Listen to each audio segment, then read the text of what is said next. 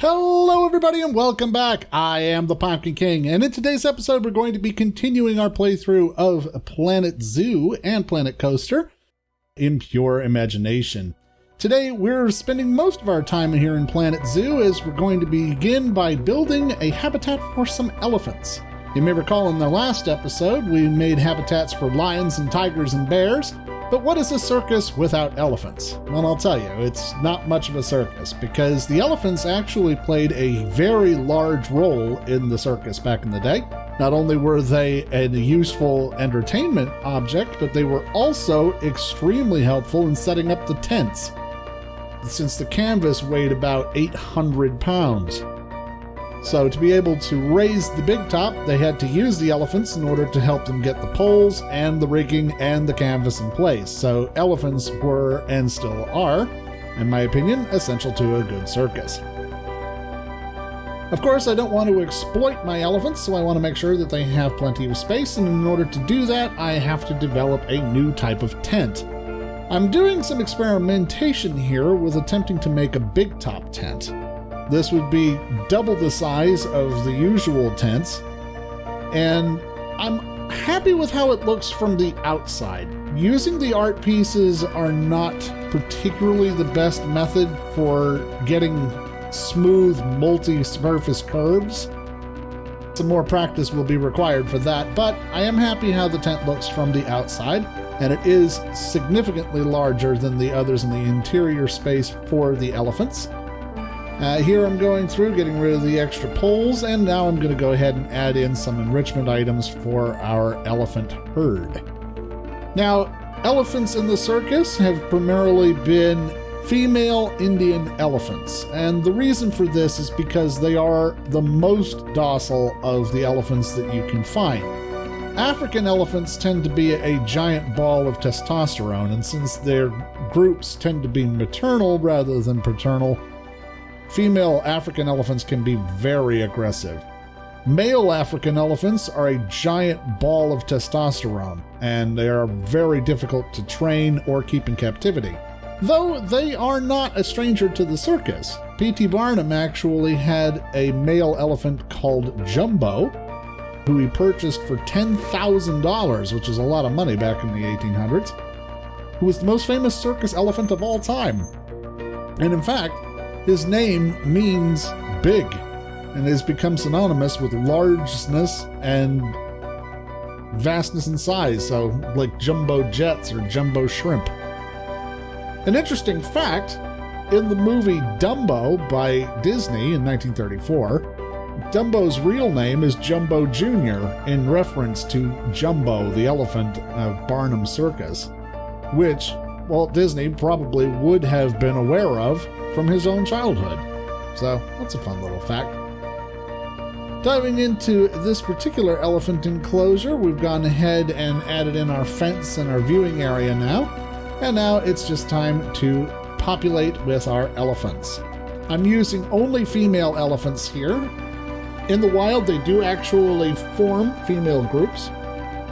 Just like lions, they can have both male and female groups, all female groups, and all male groups. This is a female group of elephants. There are only 4 of them, simply because I didn't want to have to build an even bigger tent. These wouldn't be sufficient to build the entire circus, but at least we do have our elephant exhibit, and it goes over big with the guests. I had to assign their own individual keeper to the elephant tent just to keep up with the amount of poop generated by these 4 lovely ladies. But here is our elephant enclosure, and they are very happy.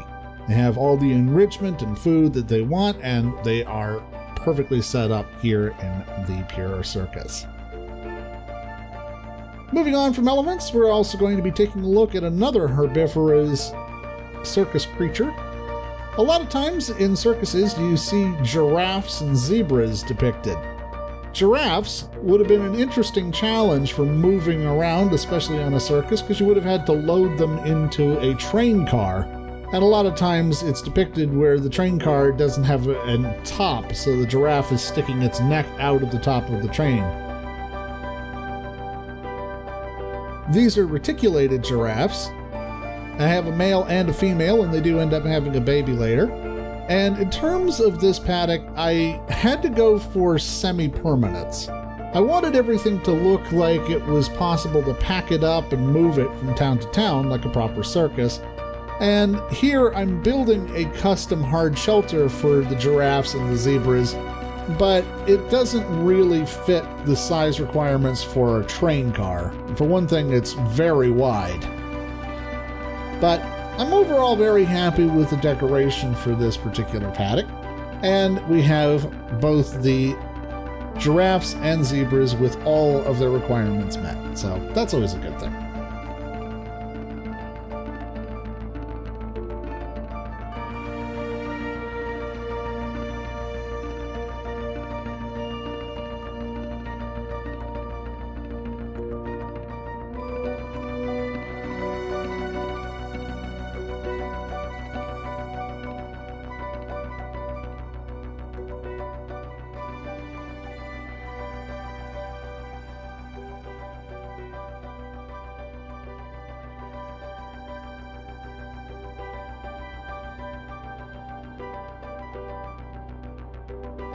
Here I'm just putting some decoration on the outside of the sleeping habitat.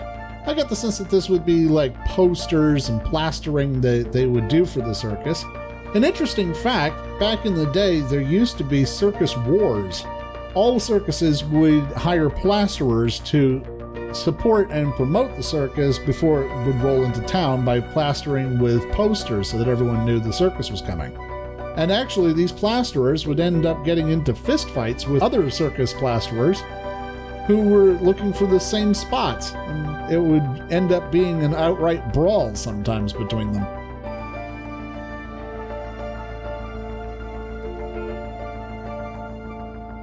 We now come to our third and final animal exhibit for today, the California sea lion. I have to confess, this one is one I didn't expect. I see this all the time in lists of circus animals. They always have seals bouncing balls on their nose.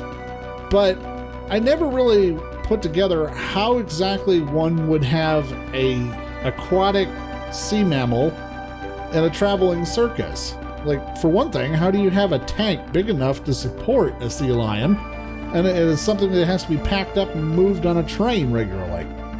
And as you can see from the footage, I ran into a lot of trouble as to how to set that up myself. I wanted there to be land area, obviously, for the seals to be able to pull themselves out of the water, but at the same time, I also wanted it to look like it's set up during a circus in transit. And since this is my first aquatic exhibit, I also ran into a lot of trouble setting up the tank itself. Ultimately, what I ended up doing was sinking a good portion of it, give the deep water requirement for the sea lions, and having only some of it visible above the surface of the ground, so that guests would be able to see the sea lions in a tank-like setting, but be able to still get enough of depth for the sea lions to be able to swim around and be happy. It took quite a lot of finagling.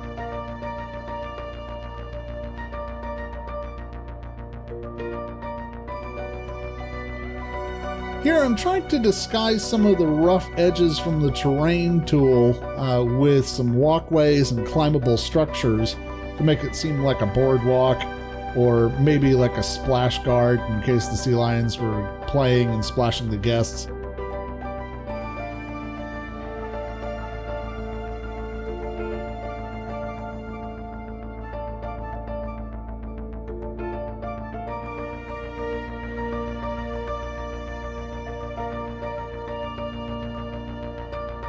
And we're adding in our sea lion enrichment now.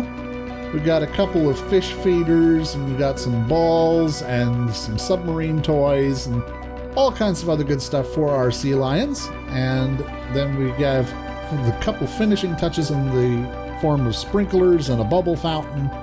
And we put in a water filtration system just for this exhibit, just so that we can keep the water clean for our sea lions. And ultimately, I didn't really come out with like a semi-permanent kind of thing that could be packed up. This definitely looks like a permanent addition to the circus node. However, We did set it up with some benches that would allow guests to sit and watch a sea lion show, and that's how I justify it. It's sort of like SeaWorld in that the sea lions will put on a show regularly. I have 3 sea lions. 2 females and a male, and they are all pleased as pie with their enclosure here. This is our big male, Harry. And these 2 lovely ladies. And I'm pretty happy with how it worked out overall. And now, we're going to take a look at the entirety of the circus node all in one swoop. As we go through the entrance here, we transition into Planet Zoo. Over on our left, we have our sea lion tank. You can see them playing there. Big guest pleaser, the sea lions. And then as we transit over, we have our tigers. There's a little baby tiger in there. Next to the tigers is a bear tent for the sun bears. We saw that in the last episode. Across the way from that, we have our elephants with our 4 lovely lady elephants. And directly behind us is the bathroom for the circus node. We also have a couple of seating areas around. Here we have our giraffes with our newly born baby giraffe is another real big crowd pleaser. Everybody likes the baby giraffe. Then the lions over here with our 4-pack of male lions. And finally, as we leave from the circus area here, the menagerie, we come back into Planet Zoo to go over to the Midway, which we will be covering in the next episode. But until next time, I am the Pompkin King, and I will see you later.